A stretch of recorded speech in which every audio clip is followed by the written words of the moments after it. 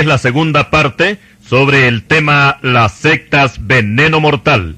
En nuestro primer volumen hicimos un estudio sobre la secta de los mormones, el adventismo del séptimo día, los testigos de Jehová, la secta católico romana y los niños de Dios. Ahora, en esta segunda parte, vamos a estudiar y al mismo tiempo denunciar otras doctrinas falsas y que la Biblia las coloca como doctrinas de demonios. Primera Timoteo 4:1. Y vamos a comenzar con la secta Creciendo en Gracia, que es considerada como una de las más nuevas y que fue fundada en Miami en 1986. Su fundador es el puertorriqueño José Luis de Jesús Miranda, que por muchos años fue evangélico y hasta llegó a ser pastor de una iglesia en los Estados Unidos. Después se trasladó de nuevo a Puerto Rico, donde fundó su propia iglesia, y fue de aquí que arrancó con una nueva doctrina, conocida como la doctrina calvinista. Luego se trasladó a Miami, donde fundó oficialmente un nuevo ministerio en 1986, y desde esa fecha se levantó una nueva secta, conocida con el nombre de Creciendo en Gracia. También este grupo es conocido como los predestinados, los salvos siempre salvos, y también se conocen como los bendecidos. Su forma de operar es a través de mensajes grabados en cassette, para lo cual alquilan o compran radioemisoras, usan videocassette y también usan el internet. Su fundador se hace llamar el apóstol, convirtiéndose así, según él, en el sucesor del apóstol Pablo. También se autoproclama como el padre de la tercera reforma. Según él, la primera reforma se llevó a cabo en el concilio de Jerusalén, según Hechos capítulo 15. La segunda reforma fue la de Martín Lutero, y la tercera le corresponde a don José Luis de Jesús. Y así son las cosas, que mientras el Papa de Roma se hace llamar el sucesor de San Pedro, el fundador de Creciendo en Gracia se hace llamar el sucesor de San Pablo. Esperemos si más adelante aparece el sucesor de Apolos, Primera de Corintios 1:12. Ahora, cuando analizamos la doctrina de esta secta, nos vamos a dar cuenta que en verdad no tienen doctrina, porque no hay un patrón definido, ya que en primer lugar, el Antiguo Testamento no cuenta para ellos, y todo lo que huele a la ley de Moisés es desechado y pisoteado por estos líderes. En lo que toca al Nuevo Testamento, desechan los 4 evangelios, Mateo, Marcos, Lucas y Juan, y también el libro de los Hechos de los Apóstoles. Las enseñanzas de nuestro Señor Jesucristo no son aceptadas, porque según estos líderes de Creciendo en Gracia, todo esto está a favor de la ley de Moisés. Y como Cristo nació bajo la ley, según Gálatas 4:4, por esta razón también lo desechan. Por otra parte, las epístolas de Pedro, de Santiago, Juan, Judas y Apocalipsis no son más que historias baratas, libelos vulgares y pura charlatanería. Esto es lo que Satanás les ha metido en la mente a los líderes de esta secta con respecto a estas epístolas sagradas. De toda la Biblia, lo único que aceptan son las 14 epístolas de Pablo. Y en este caso, dan por sentado, lo afirman, que Pablo es el autor de la epístola a los hebreos. Para ellos, el fundamento no es Cristo, sino el apóstol Pablo, a quien llaman nuestro apóstol. Y el perito arquitecto que puso el fundamento, Primera de Corintios 3:10. Pero desgraciadamente no entendieron el siguiente versículo, donde el mismo Pablo expresa que él no es el fundamento de la iglesia, sino que es Jesucristo. Para ellos, solamente la enseñanza correcta es dada por el apóstol Pablo. Lo que Cristo y los otros apóstoles enseñaron no tiene ningún valor, porque como dijimos, todo está apegado a la ley de Moisés. A los demás apóstoles fuera de Pablo, los denigran y no les guardan el más mínimo respeto, porque según estos líderes, los apóstoles hacían un gran negocio, ya que los convertidos vendían sus propiedades y el producto de la venta lo traían a ellos, a los apóstoles. Lo que estos líderes no han entendido es que todo ese producto era repartido entre los necesitados según la necesidad de cada uno. Hechos 4, versículos 32 al 37.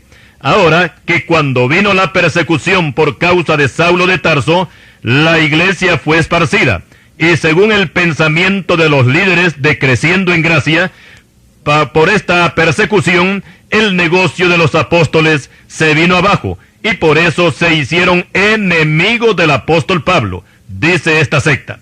Cuando se llevó a cabo el concilio de Jerusalén, según Hechos capítulo 15, dicen que lo que allí se habló fueron puras boberías, y que Jacobo, que era quien presidía ese concilio, quería tener dominio sobre todos, y se consideraba con influencias porque era hermano de Jesucristo, y quería imponer la ley de Moisés a todos los convertidos.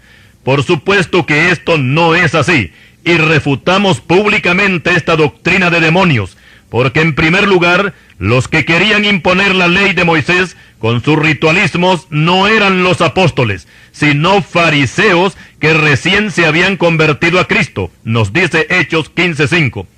En segundo lugar, explicamos que Pedro y los demás apóstoles se opusieron a que los nuevos convertidos se les impusiera una carga más, en este caso, los ritualismos de la ley de Moisés. Y dijo Pedro, antes creemos que por la gracia del Señor Jesús seremos salvos. Hechos 15, versículo 11. Por otra parte, y para aumentar el caudal de insultos que lanzan estos individuos de Creciendo en Gracia, mencionaremos este pasaje que a manera de una despedida, el apóstol Pablo dice a los hermanos de Mileto, porque yo sé que después de mi partida entrarán en medio de vosotros lobos rapaces, que no perdonarán al rebaño, y de vosotros mismos se levantarán hombres que hablen cosas perversas para arrastrar tras sí a los discípulos. Hechos capítulo 20, versículos 29 y 30. Los líderes de Creciendo en Gracia dicen que estos lobos rapaces y hombres perversos eran Pedro, Juan y Jacobo y todos los demás apóstoles, a los cuales tratan de perversos, farsantes y engañadores. Para los líderes de esta secta, el apóstol Pedro era el cabecilla de la banda, que no conocía lo que era la gracia de Dios. Por eso Pablo lo denunció como un falso hermano y que producía falsos hermanos. Esto es lo que afirman los líderes de esta secta Creciendo en Gracia. Y por supuesto que esto no es más que una falacia, una mentira más del diablo. Y a propósito del diablo, esta secta no cree en la existencia de este ser que se rebeló contra Dios en el principio. Para ellos, oiga bien, el diablo fue Adán, y fue Adán quien tentó a Cristo en su ayuno de 40 días. Cuando el Nuevo Testamento menciona al diablo, ellos dicen que aquí se refiere a la carne, o sea que las obras de la carne son el diablo. Semejante disparate, solamente a estos líderes se les podía ocurrir. Por otra parte, ellos dicen que son dioses y que son predestinados y que ya existían antes de nacer, tal como es la doctrina de los gnósticos y los mormones, que todos ellos son dioses. Pero la palabra de Dios les hace un reto a estos diosesillos de carne, y en primer lugar les dice que presenten sus pruebas, que digan lo que ha de venir y también lo que ha ocurrido desde el principio, que den nuevas de lo que ha de ser, para que sepamos que vosotros sois dioses. He aquí que vosotros sois nada, y vuestras obras vanidad. Abominación es el que os escogió. Isaías 41, versículos 21 al 24. Como podemos ver, la palabra de Dios ridiculiza a estos falsos dioses que no son nada y que están perdiendo el tiempo en esa secta. Y el que los escogió, o sea el líder, que los tiene engañados, es considerado como un ser abominable ante los ojos de Dios, y es que en verdad que no se le puede llamar de otra manera al más osado de los blasfemos, como lo es el líder de Creciendo en Gracia, que el nombre más apropiado sería Creciendo en Desgracia. Ahora oigamos la opinión que tienen del Espíritu Santo, y citan las palabras de Cristo que dijo, pero yo os digo la verdad, os conviene que yo me vaya, porque si no me fuese, el Consolador no vendría a vosotros, mas si me fuere, os lo enviaré. Juan 16, versículo 7. Aquí todos los creyentes entendemos que el Señor está hablando del Espíritu Santo como el Consolador, como dicen los siguientes versículos. Pero los líderes de Creciendo en Gracia dicen que ese Consolador no era el Espíritu Santo, sino que Cristo se refería al apóstol Pablo. Para ellos, Pablo es el Consolador. Lo raro es que Pablo jamás dijo que él fuera el Espíritu Santo. Ese título se lo han dado los de Creciendo en Gracia. En Puerto Rico hay una secta que se llama Los Mitas, que fue fundada por una mujer llamada Juanita García.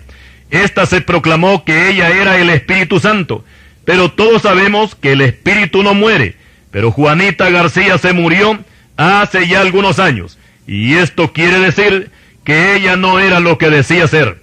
Y ahora vamos con otra blasfemia que lanzan los bendecidos de Creciendo en Gracia, y es en lo que se refiere al derramamiento del Espíritu Santo en el día de Pentecostés. Dicen que todo eso fue una farsa, que no hubo tal derramamiento, y los que estaban reunidos en el aposento alto no fueron ungidos, sino que fueron confundidos. Así piensan los de esta secta. Y quiero explicar que la mayor parte de lo que estoy exponiendo en este mensaje, nadie me lo ha contado, sino que yo mismo lo he escuchado en las grabaciones que ponen en una radioemisora en Tegucigalpa. Por otra parte, estos bendecidos, entre comillas, no solamente están en contra de la oración, sino que tratan de gente tonta e ignorante a los creyentes que oramos, porque esto pertenece a la ley de Moisés. Y lo mismo dicen del ayuno, de la Santa Cena, el bautismo en agua y las vigilias, y que todo esto es practicado, por supuesto, por la iglesia evangélica. Pero los líderes de Creciendo en Gracia se mofan de todos estos mandatos divinos, y cuando mencionan a Cristo, se les nota el odio y el desprecio que le hacen. Y la mayoría de las veces hacen chistes del Señor, y toda la congregación que tienen al frente celebra la blasfemia de estos líderes vulgares con estruendosas carcajadas. Cuando la palabra de Dios ordena que hay que ungir con aceite a los enfermos, según Santiago 5:14, ellos dicen que todo eso es una payasada inventada por Santiago. Tome nota usted de lo que hablan estas personas. Ahora veamos cómo se expresan de Dios. Ellos dicen que son dioses, pero que Dios se portó muy mal con ellos y los encerró en esta porquería de carne, palabras de ellos, y siendo dioses quedaron sujetos a las limitaciones humanas. Por otra parte, también ridiculizan el sentimiento humano, en este caso que no se puede llorar por un ser querido que muere, porque eso es vivir en la carne, y como ellos son dioses no pueden llorar. Con respecto al matrimonio, en vez de enaltecerlo, lo ridiculizan y se mofan de los matrimonios ancianos. Cierta vez, y a través de una grabación, decía el líder a uno de la congregación: imagínate, bendecido, si tú te casas, ¿tendrías valor de llegar a los 30 años viéndole la cara a tu misma mujer? Te ganarías el premio Nobel si tuvieras ese aguante. Y es que en verdad que para esta secta el matrimonio no cuenta. Ellos pueden cometer fornicaciones, emborracharse y hacer cualquier pecado, y siempre son salvos, siempre salvos, porque para ellos el pecado no existe, ni tampoco el diablo. Ellos dicen que el diablo fue Adán, y esto sí que no tiene sentido, porque entonces Adán se tentó él solo en el huerto de Edén. Para ellos, la ley de Moisés es un estorbo que se metió en la gracia que les dio el apóstol Pablo. Lo que ellos no han entendido es que el mismo Pablo dice que la ley de Moisés es santa y el mandamiento santo, justo y bueno. Romanos 7:12. Seguiremos más adelante hablando sobre esta misma secta y lo que Dios tiene preparado para todos los que se amparan bajo esta doctrina blasfema de Creciendo en Gracia. Continuaremos.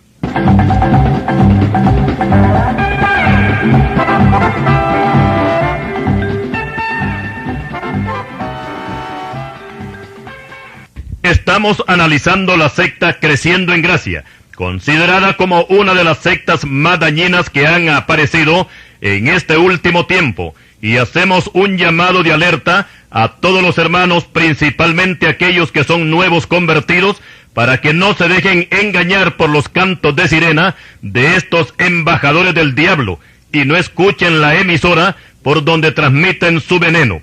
En nuestro estudio sobre las sectas, hemos podido comprobar que la más degenerada de todas es esta, Creciendo en Gracia, porque las demás, aunque tuercen el contenido de la Escritura, por lo menos han tenido un cierto respeto para los escritores de los libros bíblicos, pero los líderes de esta secta han superado en blasfemia a los mismos fariseos, porque aquellos, aunque rechazaron la divinidad de Cristo, jamás se rieron de él, y siempre le dieron el título de maestro. Pero estos hacen chistes del Señor y tratan a los apóstoles de bandidos, farsantes, hipócritas y perversos. Este trato despreciable jamás lo han hecho los testigos de Jehová, ni los mormones, ni los adventistas del séptimo día, ni los católicos romanos. Y nosotros, los creyentes evangélicos, tenemos en alta estima a todos los siervos del Señor, que desempeñando diferentes funciones aparecen en la Escritura, principalmente los apóstoles, que fueron escogidos por nuestro Señor Jesucristo.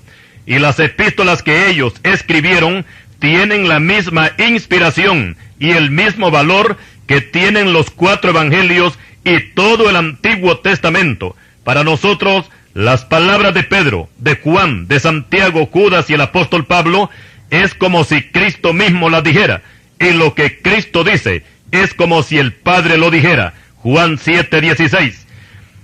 Pero aquí encontramos en esta secta de Creciendo en Gracia, cuando Pedro escribe y dice: sed sobrios y velad, porque vuestro adversario el diablo, como león rugiente, anda alrededor buscando a quien devorar. Primera de Pedro 5:8. El líder de esta secta dice que Pedro se inventó esa mentira del diablo como león rugiente, porque el diablo no existe. Por otra parte, se ríen y blasfeman contra los dones del Espíritu Santo. No creen en la enfermedad. Ellos dicen que son bendecidos y que los dioses no se enferman. Decía uno de estos líderes a la congregación: mira, bendecido, si a ti te sale un cáncer, no le hagas caso, que eso es mentira. Tú sigue viviendo, porque los dioses no se pueden enfermar, ni pueden morir. Como podemos ver, esta sarta de disparates solamente a Satanás se le podía ocurrir. Negar que existe la enfermedad es algo ridículo y que no tiene sentido, porque para comprobarlo no se necesita ser una persona espiritual. Con nuestros ojos carnales la estamos viendo por donde quiera que vamos. Si no hubiera enfermedad, entonces nos preguntamos, ¿para qué estudian los médicos? ¿Y de qué sirven entonces los hospitales? ¿Y para qué las droguerías que fabrican medicamentos? Si no hubiera enfermedad, entonces la palabra misma de Dios nos mentiría, porque en Santiago 5:14 se nos dice que hay que ungir con aceite a los enfermos que están en la iglesia. Aquí encontramos esta información o esta enseñanza que nos da la palabra. Sin embargo, aquí encontramos que los bendecidos dicen que no hay enfermedad. Con respecto al pecado, por una parte dicen que el pecado no existe, pero también dicen que se puede pecar, pero solamente los que están bajo la ley de Moisés. Los que están en gracia no pueden pecar, y si llegaran a pecar, siempre son salvos, porque ellos son predestinados, y toman como base Efesios 1, versículos 3 al 5. Y por supuesto que aquí le dan una falsa interpretación al texto, porque ellos aparecen como un grupo seleccionado. En este caso, que Dios escogió a un grupo para ser salvos y los otros para ser condenados.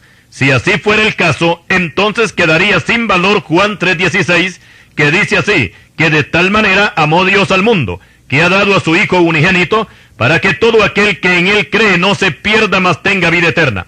Aquí encontramos el libre albedrío que Dios le da al hombre para que pueda escoger la salvación o la condenación, o como lo hemos dicho otras veces, que Dios a nadie jala para meterlo al cielo y a nadie empuja para meterlo al infierno. Es el hombre quien decide para dónde se va cuando parta de este mundo. Y cuando la palabra de Dios habla de predestinación, aquí caben todos los pecadores, porque Dios no hace acepción de personas. Si el caso fuera como dicen estos bendecidos de Creciendo en Gracia, entonces este grupo puede pecar, puede rebelarse contra Dios y hacer lo que le venga en gana, porque de todas maneras ellos ya están predestinados para ser salvos. Y esta es la mentira más grande que Satanás les ha metido en la cabeza a esta secta blasfema. Y yo pregunto, ¿qué valor tendría la orden que nuestro Señor Jesucristo dio de ir y predicar el Evangelio a toda criatura, que el que creyera y fuere bautizado sería salvo, y el que no crea será condenado? Marcos 16:15. Preguntamos, ¿para qué predicarle a uno que ya está sentenciado a la condenación eterna? Y por otra parte, ¿qué sentido tendría decirle a un salvo, siempre salvo, que persevere hasta el fin, como manda la palabra de Dios, Mateo 24:14, si perseverando o no, siempre se salvaría? El Señor no puede prometerle la salvación a nadie si esta persona no persevera hasta el final. Cuando Jacobo y Juan le pidieron un puesto de altura en el reino de Dios, aquí el Señor les dice que si quieren lograr lo que desean, tienen que pagar el precio de beber la copa que él iba a beber, y ya todos sabemos que esa copa resultó muy amarga. Mateo 20, versículos 20 al 23. Pongámonos a pensar, si el Señor les promete a Jacobo y a Juan lo que ellos y su madre deseaban, ellos podían no solamente apartarse de Cristo, sino pecar a diestra y siniestra, y al final tendrían que sentarse al par del Señor en su reino, aunque estuvieran en pecado, porque ya la palabra habría sido dada. Y ya sabemos que Dios no se retracta de lo que dice o promete. Y por esa razón fue que no les prometió nada a estos dos apóstoles. Pero las sectas siempre le llevan la contraria al Señor, y ellos ponen su propia doctrina. Y si no encaja con la doctrina bíblica, eso es lo que menos les interesa. Lo que ellos se proponen es cazar las almas al vuelo. Y hay de aquellos que caen en sus redes. Cristo dice, ay de vosotros, escribas y fariseos hipócritas, porque recorréis mar y tierra para hacer un prosélito, y una vez hecho, le hacéis 2 veces más hijo del infierno que vosotros. Mateo 23:15. Y hay una característica especial que tienen las sectas, y es que cada una de ellas se adjudica el derecho de ser los elegidos de Dios y los únicos que tienen la verdad. La secta Creciendo en Gracia no se queda atrás, pues ellos son los únicos salvos con toda la herejía que presentan. Ahora yo le pregunto al líder de Creciendo en Gracia, al líder de esta secta, si ellos dicen ser los únicos que serán salvos, entonces ¿qué pasó con los creyentes que vivieron durante estos 2000 años atrás? ¿Se perdieron? Si ellos son los de Creciendo en Gracia, la revelación de Dios con la doctrina verdadera, ¿por qué Dios, nos preguntamos, por qué Dios esperó tanto tiempo para revelarla? Si este fuera el caso, entonces Dios no fuera un Dios justo, porque habría engañado a todos aquellos que confiaron en los 4 evangelios, en las epístolas de Pedro, de Juan, Santiago, Judas y Apocalipsis, ya que estos libros son desechados y pisoteados por esta secta Creciendo en Gracia, ya que ellos solo aceptan las epístolas de Pablo como doctrina bíblica. Nos preguntamos, ¿por qué Dios esperó hasta 1986, que fue cuando se fundó este grupo en Miami, para revelarles la verdad a estos bendecidos? Con la aparición de estos nuevos iluminados, confirmamos una vez más la veracidad con que nos habla la palabra de Dios, que el Espíritu dice claramente que en los postreros tiempos algunos apostatarán de la fe, escuchando a espíritus engañadores y a doctrinas de demonios. Y por supuesto que el fundador de Creciendo en Gracia es uno que ha apostatado de la fe, ya que por muchos años fue evangélico y hasta llegó a ser pastor de una iglesia, pero los demonios lo agarraron como instrumento para formar una nueva secta y apostatar de esta forma de lo que antes predicaba. La palabra apostatar no solamente es apartarse de la doctrina de Cristo, sino también atacar el Evangelio y burlarse de los que siguen fieles al Señor. Y los demonios les hacen creer que antes estaban engañados y que ahora están en la verdad, como sucedió con uno que antes había sido cristiano evangélico. Después de mucho tiempo de no verlo, nos encontramos y le pregunté que si estaba perseverando en Cristo. Y él me dijo, mire, yo tuve que salir de esa doctrina, porque ahí me tenían engañado. Ahora soy gnóstico y estoy en la verdad. Creo en la reencarnación y cuando muera voy a reencarnarme en otra persona. Y si no, aunque sea en una vaca o en un caballo, pero yo voy a seguir viviendo, decía este extraviado. Así como este, son muchos los que caen en la trampa de los demonios. Y lo mismo ha sucedido con los mormones, testigos de Jehová, Jesús solo, católicos romanos y cuanta más doctrina los demonios se han inventado. Por eso la palabra de Dios nos recomienda tener mucho cuidado con estas doctrinas. Y leemos en 2 de Pedro capítulo 2, versículos 1 y 2, que dice así: pero hubo también falsos profetas entre el pueblo, como habrá entre vosotros falsos maestros, que introducirán encubiertamente herejías destructoras, y aún negarán al Señor que los rescató, atrayendo sobre sí mismos destrucción repentina. Y muchos seguirán sus disoluciones, por causa de los cuales el camino de la verdad será blasfemado. Estos andan en concupiscencias e inmundicias, y desprecian el señorío. Atrevidos y contumaces, no temen decir mal de las potestades superiores, hablando mal de cosas que no entienden, como animales irracionales, nacidos para presa y destrucción, perecerán en su propia perdición. Tienen los ojos llenos de adulterio, no se sacian de pecar, seducen a las almas inconstantes, tienen el corazón habituado a la codicia, y son hijos de maldición. Segunda epístola de Pedro, capítulo 2. El apóstol Judas también tiene una fuerte reprensión para estos comerciantes de almas, que como esta secta, creciendo en gracia, que ha pisoteado la divina personalidad de nuestro Señor Jesucristo, ha insultado a los apóstoles, ha tratado con desprecio a la ley de Moisés, y han blasfemado contra el Espíritu Santo, no les queda más que esperar el justo juicio de Dios, y llegará un día cuando estarán frente al trono blanco para ser juzgados y sentenciados y ser lanzados al lago de fuego. Ese día, desgraciadamente, tarde por cierto, se van a dar cuenta que Satanás los engañó, y qué horrenda cosa es caer en manos del Dios vivo.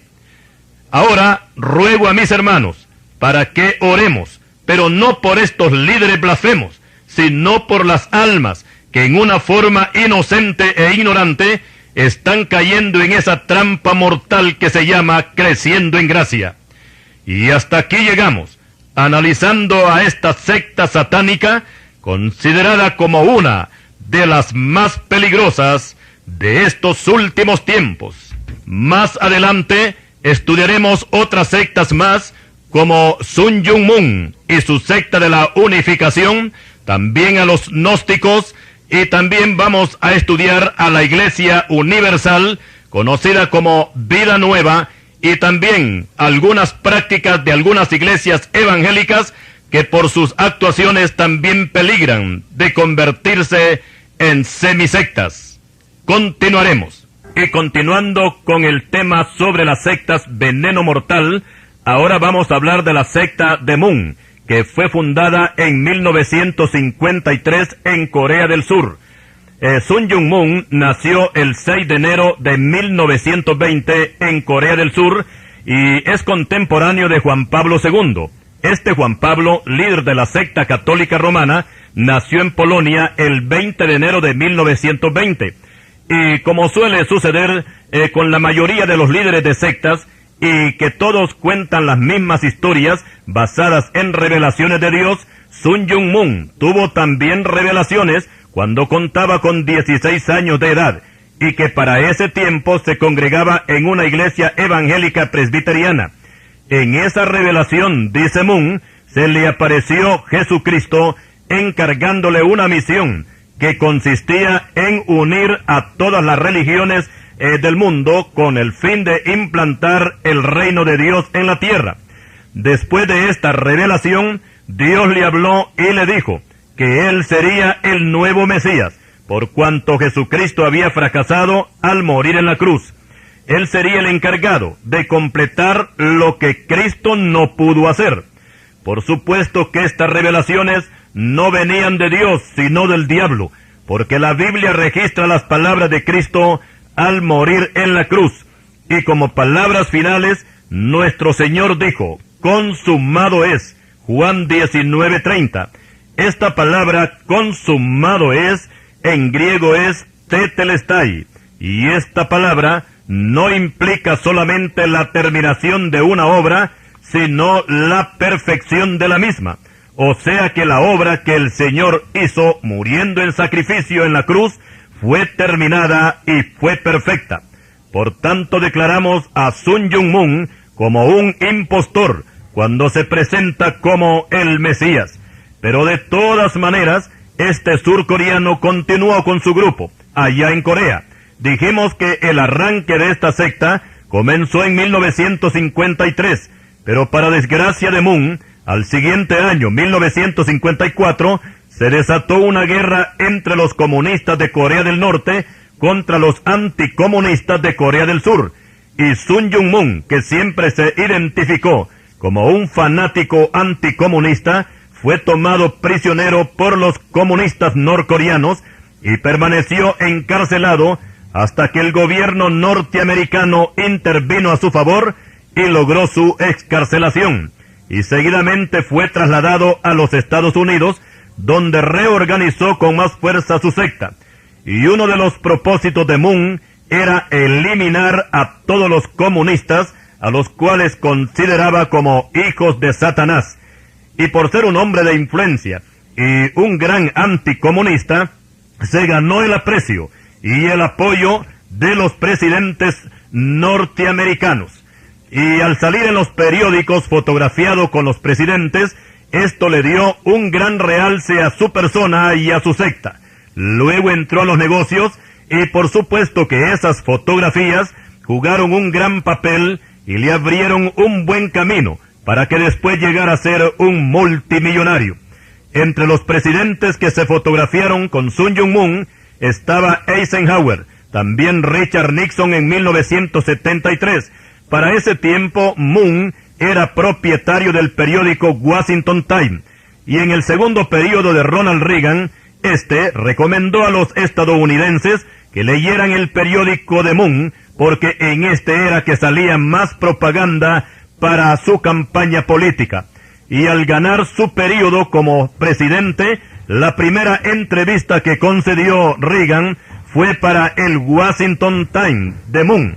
Pero no todas las cosas le salieron bien a Moon en ese tiempo, porque los organismos contralores descubrieron que las empresas de Sun Myung Moon no estaban pagando los impuestos correspondientes al Estado, o sea que estaba defraudando al fisco, y por esta causa se libró orden de captura contra él, y fue a parar a la cárcel, y el 18 de julio de 1984 se le condenó a 18 meses de cárcel, pero luego sus abogados consiguieron rebajarle la pena y solamente cumplió 9 meses en prisión. Y aquí vamos a encontrar una ironía, porque los que lo sacaron de la cárcel en Corea del Norte fueron los mismos que lo metieron a la cárcel en los Estados Unidos por no pagar los impuestos. Pero a pesar de todo, Moon ha ido creciendo sobre todo en dólares, ya que cuenta con muchas empresas y supermercados y una gran flota de barcos que transportan su mercadería a todo el mundo. Ahora, con respecto a su doctrina, es algo que va totalmente en contra de la palabra de Dios. Sun Myung Moon piensa así, que cuando Dios hizo a la primera pareja, a Adán y Eva, fueron puestos en el huerto del Edén, pero un día Satanás entró al huerto y quedó deslumbrado de la hermosura de Eva, al grado que la sedujo y llegó a ser su mujer, y engendró un hijo con ella, al cual le puso por nombre Caín, y por esa razón Caín nació en pecado y fue llamado hijo del maligno.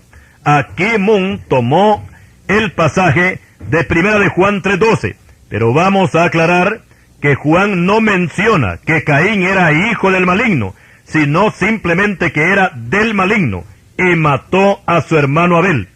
La doctrina de Moon no acepta que Adán fue el padre de Caín, como dice Génesis 4:1, sino que fue hijo de Satanás.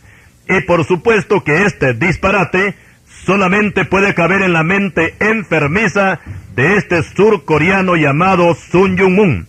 Por otra parte, y tal como hacen la mayoría de las sectas de Satanás, esta hace énfasis en que la felicidad de los seres humanos está en las relaciones sexuales, y esa es la causa por la cual los adeptos a esta secta hacen un trabajo proselitista de reclutar hombres y mujeres para que contraigan matrimonio, y no importa si la persona ya es casada. Sun Myung Moon los vuelve a casar de nuevo. Algunas veces se reúnen hasta 20,000 parejas, contrayendo matrimonio de una sola vez, y todos estos engañados se reúnen en un lugar especial para recibir la bendición de este falso Mesías, y que sus seguidores le llaman Papá Moon. Cuando esta gente conocida como los Munís oran, ellos se postran, pero no delante de Dios, sino delante de Moon, y en vez de decir Padre nuestro que estás en los cielos, ellos dicen Padre Moon que estás entre nosotros. También la esposa de Moon es adorada como si fuera una diosa, y se postran delante de ella. Y aquí aclaramos que esta señora es la cuarta esposa de Sun Myung Moon, o sea que se ha casado 4 veces. Anteriormente explicamos que este falso Mesías se adjudica el derecho de ser el escogido de parte de Dios para salvar al mundo, por cuanto Cristo fracasó al morir en la cruz y no pudo hacer la redención para el hombre, y la causa de este fracaso, según este surcoreano, es porque Cristo nunca se casó. Por supuesto que esta doctrina no procede de Dios, sino del diablo, porque este es experto en inventar doctrinas falsas. Y aquí vemos una fuerte contradicción entre los mormones y esta secta, y es que los mormones aseguran en su doctrina que el sacrificio de Cristo no fue válido porque Cristo se casó y tuvo 4 esposas. Por su parte, Sun Myung Moon asegura lo contrario, que el fracaso del sacrificio de Cristo fue porque no se casó. Pero la palabra de Dios denuncia públicamente a estos farsantes, y el Señor le dice: erráis ignorando las Escrituras. Vosotros sois de vuestro padre el diablo, y los deseos de vuestro padre queréis hacer. Él ha sido homicida desde el principio, y no ha permanecido en la verdad. Cuando habla mentira, de suyo habla, porque es mentiroso y padre de mentira. Mateo 22, versículo 29, y Juan 8, 44. Pero aún así, y con todo lo errado que son estas doctrinas, siguen avanzando, no se detienen. Y en lo que toca a la secta de Moon, ésta se ha metido en muchos países del mundo, impartiendo conferencias en los mejores hoteles, y sus principales adeptos son japoneses y coreanos, los cuales se encargan de reclutar a los incautos, para lo cual se paran en las esquinas de las calles a ofrecer una bebida gratis, y algunos caen en esa trampa. Esta actividad se parece a la que menciona el profeta Ezequiel en su libro de los que cazan las almas al vuelo. Yo las libraré de vuestras manos y soltaré para que vuelen como aves las almas que vosotros cazáis volando. Ezequiel 13:20. Algunos políticos y aún hasta algunos líderes cristianos han hecho alianza con Moon, pero estos están más interesados en su dinero que en su doctrina. Explicamos que las sectas, por no contar con la dirección del Espíritu Santo, porque ni siquiera lo conocen, entonces tienen que echar mano de la parte económica para sostenerse, tal como es el caso de los mormones, testigos de Jehová, catolicismo romano, creciendo en gracia, y muchos más, que hacen crecer sus movimientos a base de dinero. Ahora vamos a mencionar la secta de los gnósticos, que al igual que la secta de Moon, es de origen surcoreano, pero actualmente su sede está en Colombia, y fue fundada en la década de 1970. La palabra gnosis, que comienza con la letra G, quiere decir conocimiento, y es una mezcla de filosofía y ocultismo, donde también va incluida la meditación trascendental y la proyección astral. Esto último es salirse el espíritu del cuerpo y volar por el espacio. También toman algunos pasajes bíblicos y que por cierto le dan una falsa interpretación. Y al igual que los mormones y los bendecidos de Creciendo en Gracia, estos también se convierten en dioses, y según ellos obtienen grandes poderes de clarividencia, o sea, adivinación, poderes sobre la vida y sobre la muerte, poder sobre los rayos, poder sobre las tempestades y aún poder para no morir. Su líder principal se llama Samael Weor, el cual ya falleció, y por lo que se ve, no tuvo poder contra la muerte. Cuando hablan de Cristo, lo mencionan como dos personas. Jesús es uno y Cristo es otro. El Cristo vino del cielo y se encarnó en el Jesús de la tierra. Y ellos llaman a Cristo como el Cristo cósmico. Y según ellos, todos nosotros podemos ser dioses, así como Jesús llegó a ser Dios, dicen ellos. Así dice esta doctrina de los gnósticos, que es totalmente falsa y anticristiana, y su arranque lo encontramos en los primeros siglos de la era cristiana. Y aunque no tenían un nombre definido, siempre se identificaban por el sincretismo que usaban. Sincretismo, aclaramos, quiere decir que es una mezcla de filosofía, religión, tradiciones, cultura y costumbres orientales. Pero como dijimos anteriormente, fue hasta la década de 1970 que tomó forma y se le dio el nombre de Centro de Estudios Gnósticos. Actualmente tienen sucursales en Argentina, México y España. También tienen filiales menores en Centro y Suramérica. Nuestro comentario es que la doctrina gnóstica no es doctrina de Dios, sino una más de las tantas que Satanás ha colocado en su escaparate para atraer principalmente a la juventud y al final ser echados al infierno. Pero sí, hay una esperanza, porque todo aquel que viene al Señor Jesucristo tendrá un lugar seguro y estará protegido contra los lazos de estas sectas infernales, porque para eso apareció el Hijo de Dios, para deshacer todas las obras del diablo. Primera de Juan 3:8. Más adelante seguiremos hablando sobre este mismo tema de las sectas, veneno mortal.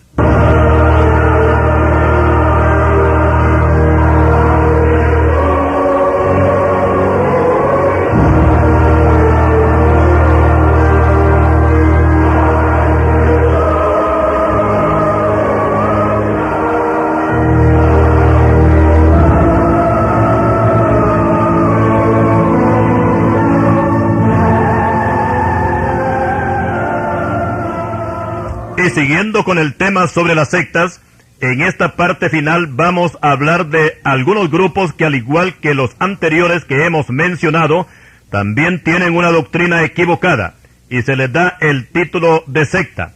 Y vamos a mencionar a la Iglesia Universal, que tiene su sede en Brasil y fue fundada por el señor Edir Macedo, y que durante estos últimos años ha tenido un gran crecimiento, ya que se apoyan más que todo en la parte económica y se dan el lujo de comprar espacios en la radio y la televisión y alquilan locales donde antes operaban salas de cine.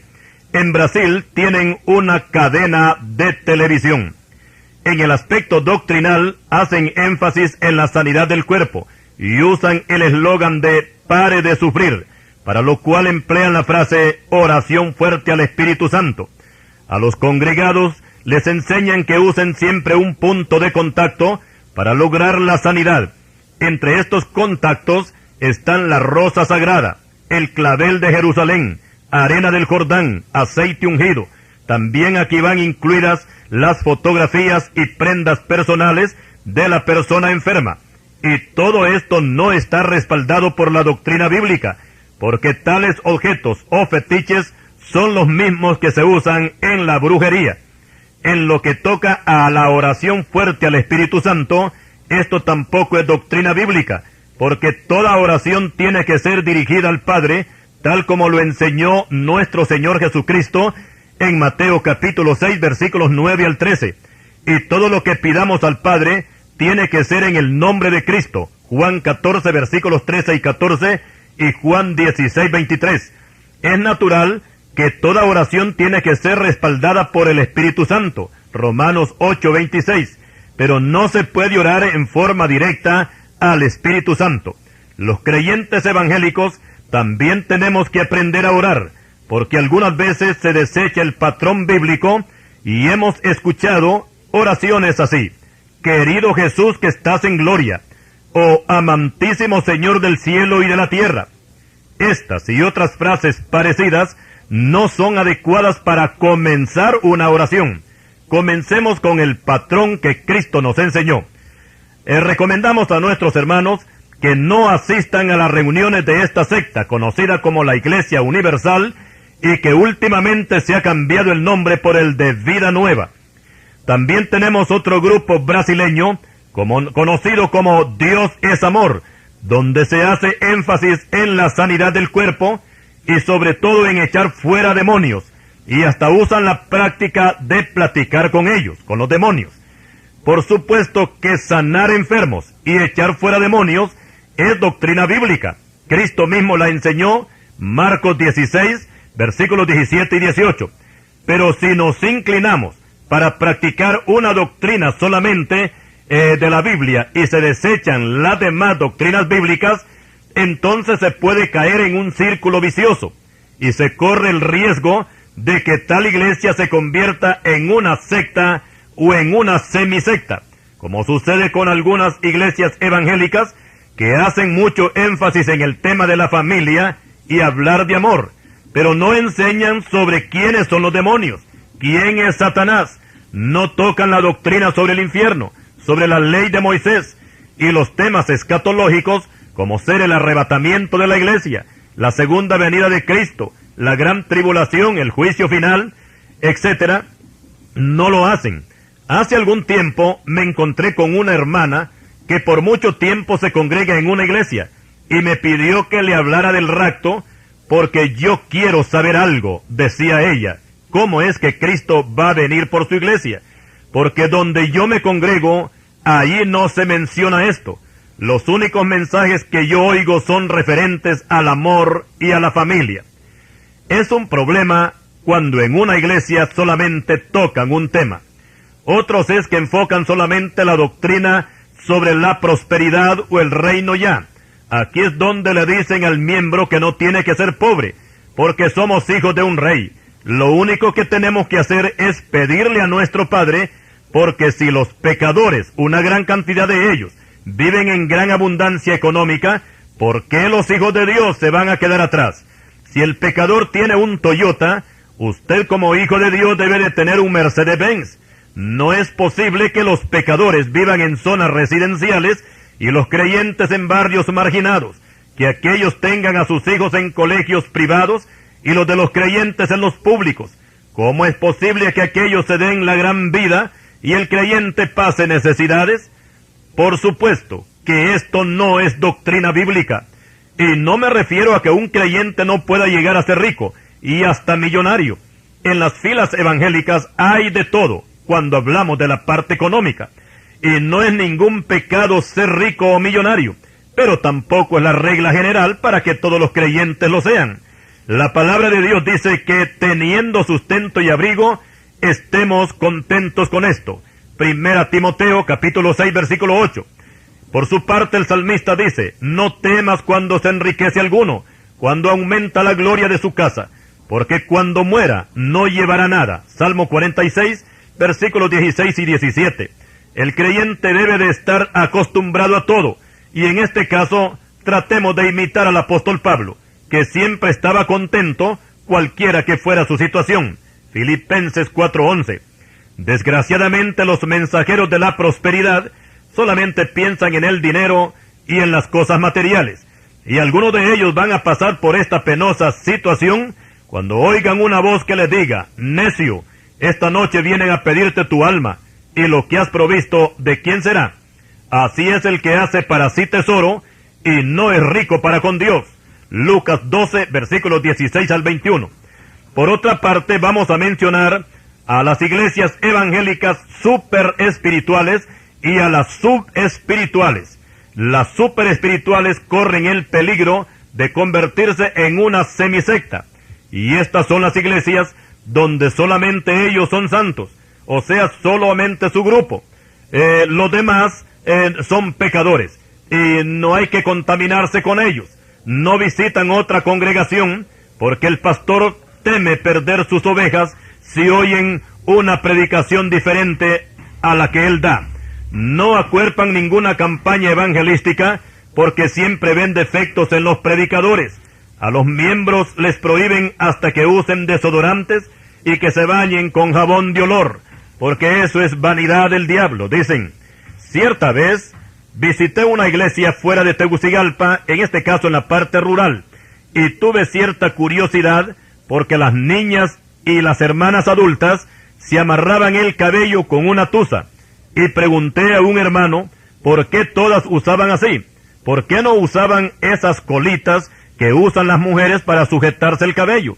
Yo pensé que tal vez en ese lugar no se conocían esas famosas colitas, pero el hermano me dijo: mire, hermano, aquí las hermanas no usan eso, porque eso es pecado y es vanidad del mundo.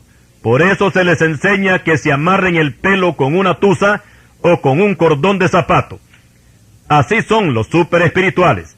A sus hijos no los dejan jugar con los hijos de los vecinos, si estos son inconversos, porque se van a contaminar. No les compran un juguete, porque eso es pecado. Y si se portan mal, los castigan poniéndolos a orar de rodillas 1 hora. A los adultos, en este caso a los varones, se les prohíbe que usen guayaberas, pantalones de azulón. Los bolsillos tienen que ser en forma recta, no atravesados.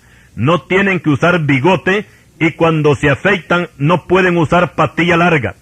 Por su parte, las hermanas tienen que usar blusas con manga hasta los puños y vestidos que lleguen a los tobillos, y no pueden arreglarse el cabello en un salón, porque todo eso es pecado y es vanidad del diablo. Hay que tener mucho cuidado, porque una congregación así corre el peligro de convertirse en una semisecta. Y ahora, en el otro extremo tenemos a los subespirituales, que mientras los superespirituales ven pecado en todo, los subespirituales no ven pecado en nada. Todo es bueno para ellos: ir al cine, bailar, beber moderadamente, vestir modas estrafalarias, escuchar música rock y toda música mundana. Y hay iglesias, óigase bien, hay iglesias que tienen equipos de fútbol, y a las hermanas se les imparten clases de maquillaje y ejercicios para adelgazar. Si esto se hiciera fuera de la iglesia, ni lo mencionáramos siquiera, pero son parte de las actividades que se hacen en las iglesias subespirituales. Entre estos dos grupos que hemos mencionado, ninguno de los dos están bien con Dios. Los primeros se hicieron demasiado santos, y estos últimos se hicieron demasiado mundanos. Hermano creyente, tenga usted cuidado con la doctrina que está recibiendo.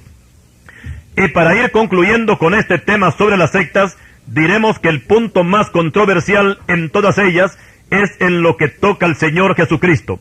Y algo vamos a notar en esta doctrina de demonios de las sectas, y es que la mayoría de ellas no ofenden al Padre. Todo el problema que ellas se echan encima es con respecto al Hijo, o sea, que Satanás lo que busca en estos grupos es desvalorizar o quitar la divinidad del Señor Jesucristo y despojarlo de todo su poder. Para el caso, los mormones colocan a Cristo como un hombre común y corriente, que se casó 4 veces y no aceptan su sangre para limpiar sus pecados. Por tanto, declaramos que el Cristo de los mormones no es el Cristo de la Biblia.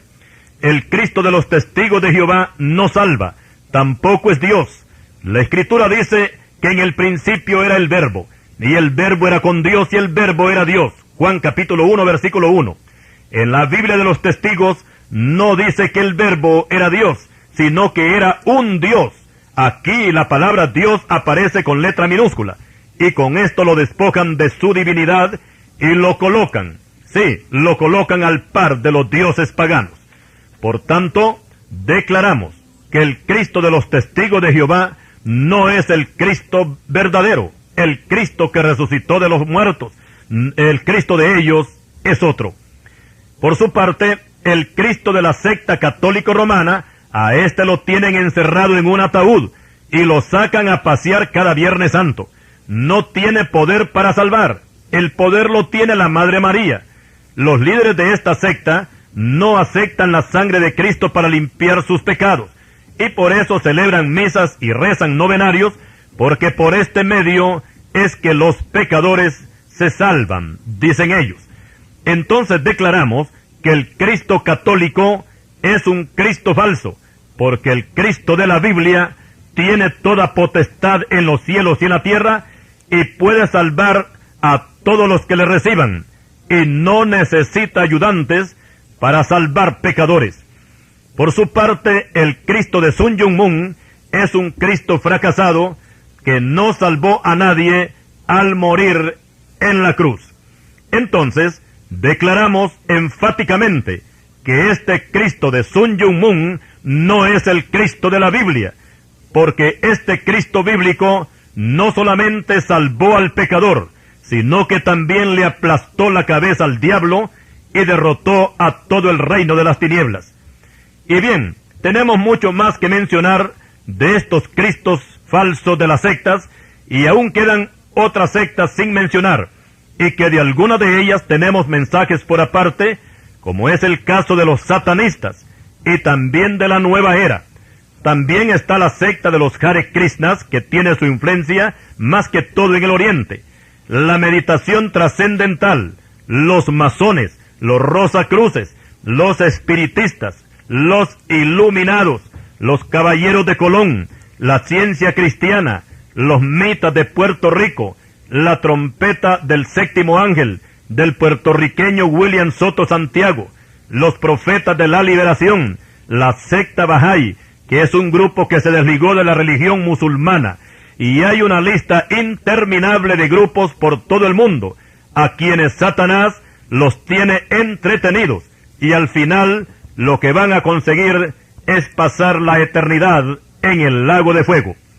Estimados hermanos, oremos para que muchos de estos extraviados encuentren el camino verdadero, que es el Señor Jesucristo. Cristo dijo: yo soy el camino, la verdad y la vida. Nadie viene al Padre sino por mí. Juan 14:6. Esto quiere decir que nadie se salva, nadie va al Padre, nadie entra al cielo si no es por nuestro Señor Jesucristo. La palabra de Dios dice en Santiago 5:20, que el que haga volver al pecador del error de su camino, salvará de muerte un alma y cubrirá multitud de pecados. Y así estamos dando por terminado este segundo volumen sobre las sectas, veneno mortal.